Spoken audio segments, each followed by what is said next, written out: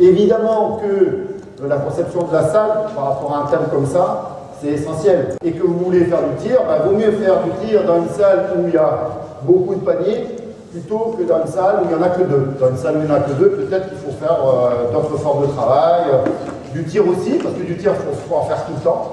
Je voulais dire aussi, c'est que ça fait maintenant près de 10 ans que la direction technique a remodelé les contenus techniques et qu'il y a eu une très très forte orientation du travail sur le tir, et notamment la technique du tir et tout ce qu'il y a autour, hein, pas que la technique basique, je dirais, mais aussi la prise de décision sur le tir, les aspects collectifs liés au tir, décisionnels. Voilà, bon, ça a été mis en place à cette époque-là parce qu'on avait constaté au niveau des équipes de France, jeunes et aussi seniors, qu'il y avait un réel déficit en termes d'adresse par rapport notamment aux autres pays européens. Et puis, ce travail de fond qui a été fait, ben, il paye. Il paye parce qu'on se rend compte maintenant depuis quelques années que on est beaucoup plus adroit qu'on l'a été. Parce qu'on a une histoire dans notre basket. L'histoire de notre basket, c'est de se faire des passes, c'est jouer collectif. C'est ce qu'on entend tout le temps. Il faut se faire des passes, il faut se faire plaisir. Et qu'on a oublié pendant assez longtemps que d'abord, il fallait aussi, d'abord et avant tout, il faut apprendre à mettre le ballon dans le panier. Parce que c'est quand même ça l'objectif du jeu. On va revenir bien sûr sur des choses qui me semblent essentielles, parce que je ne vais pas pouvoir tout dire et tout faire dans le peu de temps que j'ai. Donc le principe, il n'est pas compliqué. Vous connaissez ces formes d'exercice-là. Vous allez shooter, votre copain il prend le rebond, il repasse la balle dans la colonne, et on enchaîne, d'accord? On va derrière, après dans la colonne, et on ne change pas de colonne, on reste dans la même colonne. Alors ça, c'est pas grave des fois que ce soit désordonné. Ça peut être désordonné si les gens ils shootent beaucoup. Moi je veux quand même qu'ils shootent beaucoup, parce que l'intérêt, c'est qu'ils shootent beaucoup. Parce que pour devenir à droit, la première règle, c'est de shooter beaucoup. Il n'y en a pas d'autre, hein. La meilleure technique c'est quand même celle-là.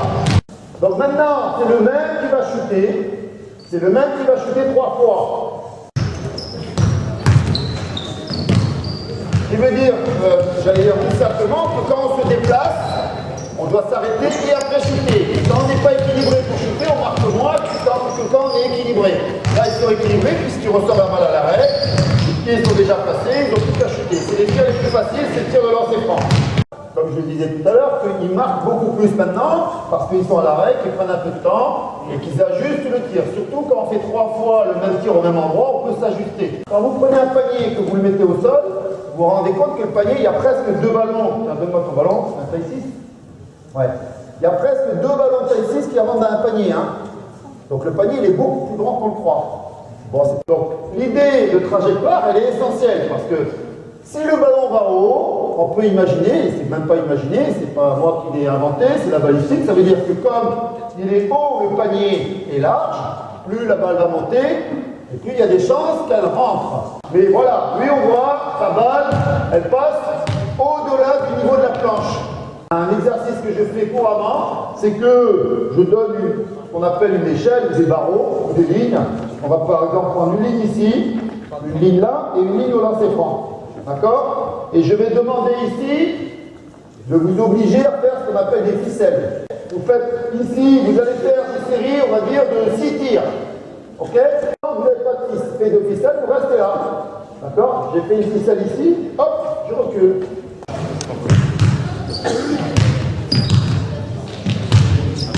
Il faut que la balle, elle tourne en l'air.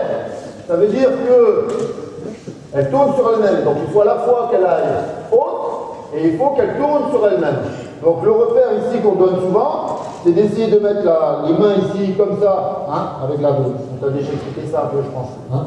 Donc ici, pour comme ça, pouvoir faire tourner la balle. On voit mieux comme ça, quand la main est sous la balle comme ça. Ok? Donc la tenue du ballon de basket, hein, il y a deux manières de travailler ça, ou de vérifier si la tenue est bonne. C'est celle-là. Ça veut dire qu'on met ici la main le long de la cuisse, la main de mon shoot va être sur la balle, toujours en essayant de mettre les lignes du ballon comme ça. Hein, et je casse mon poignet tout de suite, et je viens mettre donc la main opposée sur le côté. Voilà. Et là, mes mains sont placées pour shooter. D'accord? Une fois qu'on a placé les mains, les poignets ici cassés, l'angle du coude, voilà, l'alignement, hein, tout ça je pense que vous connaissez, ce sont des rappels. Mais voilà, cette ligne, là, Là, placer, monter, shooter. La balle doit retomber sur la ligne bleue. Voilà. On peut le faire aussi. Vas-y, allonge-toi au sol, si tu veux bien. Allonge-toi par terre, carrément. Voilà. Tu mets ta balle à une main comme ça. Voilà. Tout simplement travailler ça. Vas-y, tu lances ta balle vers le haut et tu, sans trop descendre le coude. Tu la lances pas forcément très haut, hein, mais c'est juste pour sentir la balle, d'abord tenir la balle, casser le poignet ici, ça ne bouge pas, voilà, comme ça, on défend un chouïa, voilà, comme ça. Et après, tu montes le bras et tu finis. Vas-y, doucement. Et là, tu places ta balle plus ou moins haut aussi, et tu ne chutes qu'à une main. Voilà, comme ça.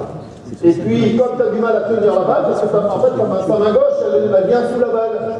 Donc, il pousse avec les deux mains. D'accord? Donc l'idée, c'est de lui faire comprendre que la main gauche, elle n'est là que pour tenir la balle et la guider. Elle n'est pas là pour pousser. Donc c'est pour ça que ces écartés les deux mains, là, après tu vas écarter la main gauche et après tu vas finir ici. Il ne faut pas que tu partes ici en laissant la main gauche ici et en chutant là. D'accord? Et c'est dans cet ordre-là. Les jambes, le bras, la main. Si tu chutes comme ça, l'index montre l'endroit où tu vas mettre. Tu vas essayer de mettre le panier, hein, ou vers le panier. Si là, je vais lui montrer un petit deux, il réussit, c'est pas encore stable. Il faut savoir que pour qu'un geste technique devienne stable, il faut le répéter des milliers de fois. Donc, le résultat, en général, les joueurs, quand ils marquent, ils sont contents. Quand ils ne marquent pas, ils ne sont pas contents. Par contre, quand ils ne marquent pas, ils n'essayent pas de savoir pourquoi ils ne marquent pas. Bien sûr, après, il faut chercher la cause. Dans la tenue, dans la position de la main, dans le coude, etc. etc. Donc c'est ça le travail de l'entraîneur. Mais vous ne pourrez le faire qu'avec l'aide des jeunes. Donc vous imaginez, vous avez 5 informations à chaque entraînement pendant une semaine, vous faites 3 entraînements, 15 informations et pas les mêmes dans la semaine pour le tir. À la fin, au bout du bout, le jeune, il ne sait plus quoi faire. Là, donnez une piste, mais vous n'en donnez pas 5. Parce que si vous donnez trop d'informations, de toute façon, le résultat, c'est comme partout. Quand il y a trop d'informations, on ne sait plus ce qui est important et ce qui n'est pas important. L'idée de travailler sur l'échelle, c'est de dire, voilà, j'ai marqué un panier ici, je me déplace.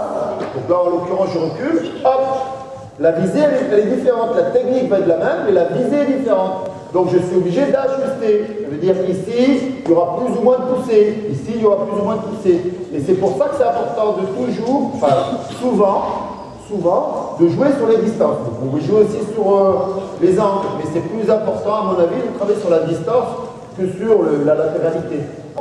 À chaque fois que je marque, je recule d'un pas. Quand je manque, j'avance d'un pas. Donc c'est l'idée, comme je disais, de mettre en place la technique et de jouer sur la distance. Quand il reçoit la balle, ici, il voit le cercle. Donc il gagne un temps. Et son œil, il est déjà prêt, il voit le cercle. Par contre, vous comprenez bien que s'il reçoit la balle ici, ça ne va pas du tout être la même chose. Donc il va devoir attraper la balle, se tourner et chuter. Et donc c'est une étape, je dirais, supplémentaire dans l'apprentissage du tir.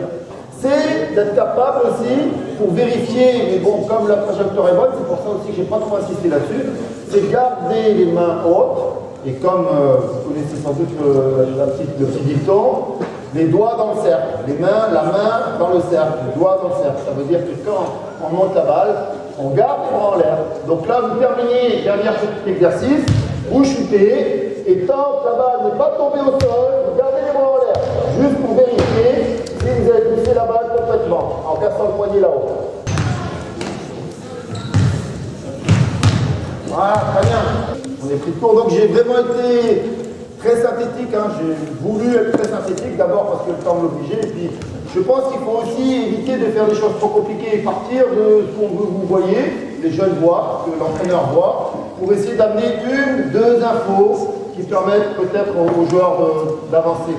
Plutôt que des fois faire le déballage du catalogue de tout ce qu'il y a à faire, au risque de complètement étouffer en termes d'information les jeunes. Donc c'est vraiment ça l'objectif, je pense, de l'entraîneur et du formateur.